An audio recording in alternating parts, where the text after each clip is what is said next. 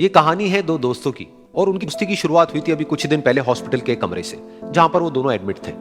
तो दोनों में से जो एक था उसको अभी कुछ ही दिन पहले एक पैरालिसिस का अटैक आया था, जिसकी वजह से गर्दन के नीचे की उसकी पूरी बॉडी पैरालाइज हो गई थी और वो अपनी एक उंगली तक नहीं हिला सकता था। और पूरे दिन जो भी नर्स उसके पास में आती वो उसको एक ही बात कहता कि मुझे कोई ऐसा इंजेक्शन दे दो जिससे कि मैं मर जाऊं, अब मैं और जीना नहीं चाहता, ऐसी जिंदगी का मैं क्या करूंगा। तो उसका जो दोस्त था उस कमरे में, क्योंकि वो चल फिर सकता था, तो रोज सुबह और रोज शाम को उस कमरे में एक खिड़की थी, उसके पास में जाकर के खड़ा हो जाता और अपने दोस्त को बताता कि उस खिड़की के बाहर क्या चल रहा है। बिल्कुल नीला आसमान है, सफेद बादल है, हल्की हल्की हवा चल रही है और कुछ पंछी उड़ रहे हैं। एक बहुत ही सुंदर बीच है जहां पर कुछ बच्चे मिट्टी के घरौंदे बना रहे हैं।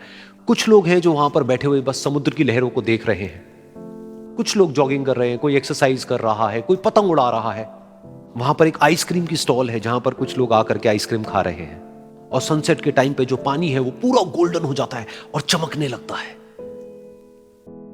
तो शुरू में तो जब उसने वो सब बताना शुरू किया तो उसके दोस्त के ऊपर ज्यादा असर नहीं हुआ, लेकिन धीरे धीरे उसके अंदर जीने की चाह जागने लगी। अब वो सुबह का इंतजार करने लगा कि जल्दी से सुबह हो और मेरा दोस्त मुझे बताए कि आज यहां पर क्या हो रहा है।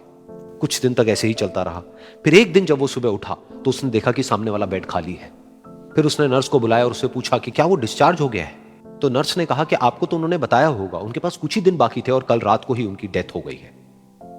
ये सुन करके उसके अंदर की उम्मीद पूरी तरह से टूट गई, क्योंकि सिर्फ उसका दोस्त ही था जिसने उसको बाहर की दुनिया से जोड़ा हुआ था, जिसकी वजह से वो जान पाता था कि बाहर क्या हो रहा है और ये दुनिया कितनी खूबसूरत है।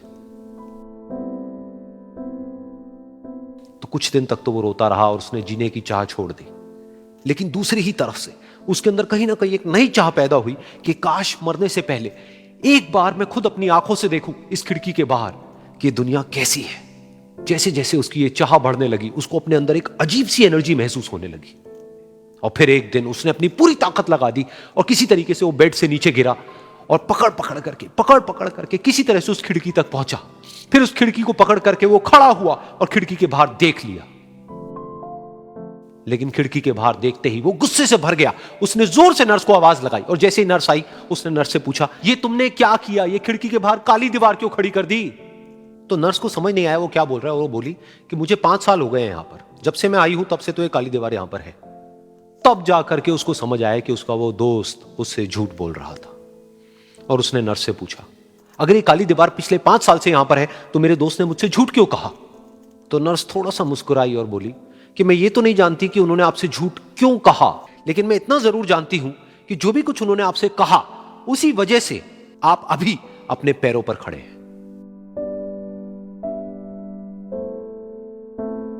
तो इस कहानी से हमको यह सीखने को मिलता है कि जो हमारे शब्द हैं, जो हमारे वर्ड्स हैं, जो हम अपने मुंह से बाहर निकालते हैं, उसमें इतनी पावर है जिसकी कोई हद नहीं है। वो किसी आदमी को गिरा भी सकते हैं और उसको उठा भी सकते हैं।